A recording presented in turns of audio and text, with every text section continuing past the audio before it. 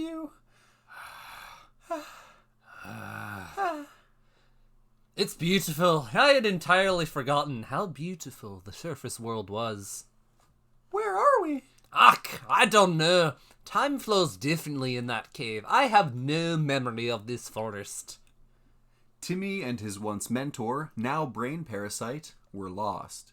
Did you hear that voice? Ach, I hear another consciousness inside your mind. And don't call me a parachute. You're the parachute. Me and Timmy have a symbiotic relationship. While Dan and his host, Timmy, were shouting into the void, they heard the most beautiful sound.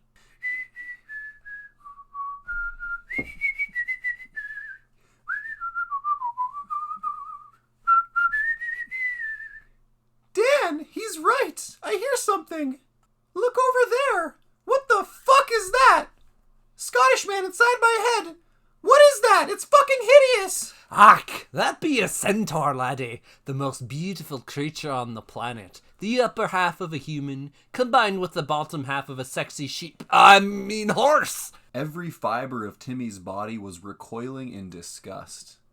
Stay away from me.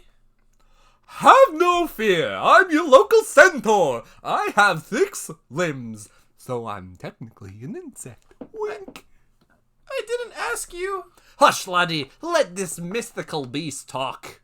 I know I'm an abomination, and my only redeeming quality is my horsecock, but I'm friendly. You must be our guardian angel, as we have just found ourselves lost in your beautiful land. Well, my friends, you are in the beautiful land of Albinsett. I'll be your guide. I once desired to annihilate the village that outcast me, but it seems that while I was trapped in my own hatred, the slow turning of time had run its course, obliterating all memory of that place. Yup, this entire region is under new management now. We killed and tortured all its previous residents. Ah, wonderful. Brings a smile to my face. What else do you seek? I sense a weak and evil entity inside you. Hey, I'm not weak. And you're the evil monster, not me. Ach, don't mind him. He's just my host. There's no privacy, but we can still have our intimacy. What? The centaur and Dan locked eyes for a moment, and sparks flew between them. Timmy desperately looked for something to distract them. I want to go home. Ach, Timmy, you don't even know where home is. Let me spend a few nights with this nice centaur here. No, I want to go home. If it's information you seek, I can take you to the old sage. Timmy reluctantly straddled the centaur. Having this freak between my legs, I think I'm going to throw up. Aye, laddie, I hope it's a bumpy ride. Their journey was long and hard. They traveled through the forest, over hills and streams.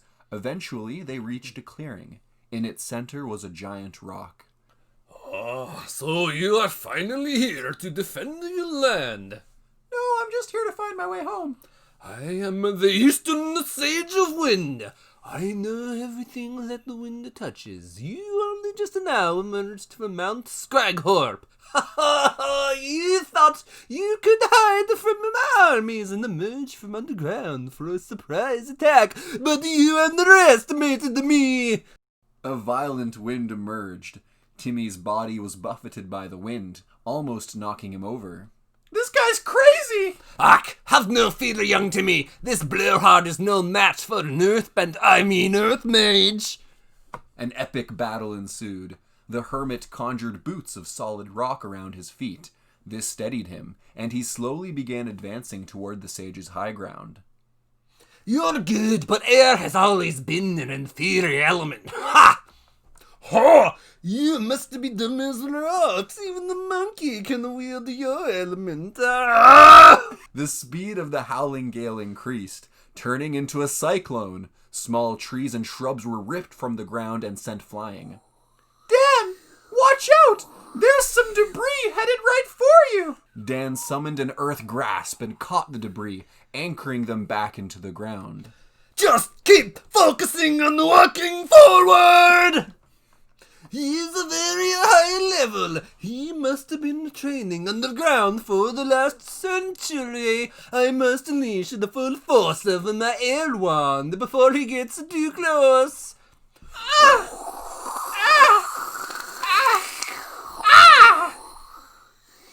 The force of the wind increased again. This time, even large trees were uprooted and hurled into a colliding trajectory with Timmy.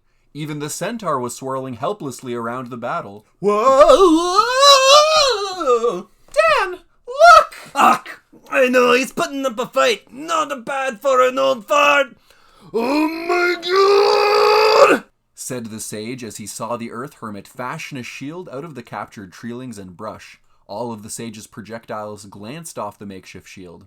The display of power made the sage quiver. The entire time, the young hermit's left eye and stride remained locked on the sage's position. The boy is an unstoppable force. The sage sent more volleys and was countered once again. The sage was running out of time. The earth mage was nearly at the base of his boulder. Oh my, what must you do? Air gives life and also take it away. Suddenly, the wind stopped. The sun was shining brightly again. The sage was smiling a cruel smile.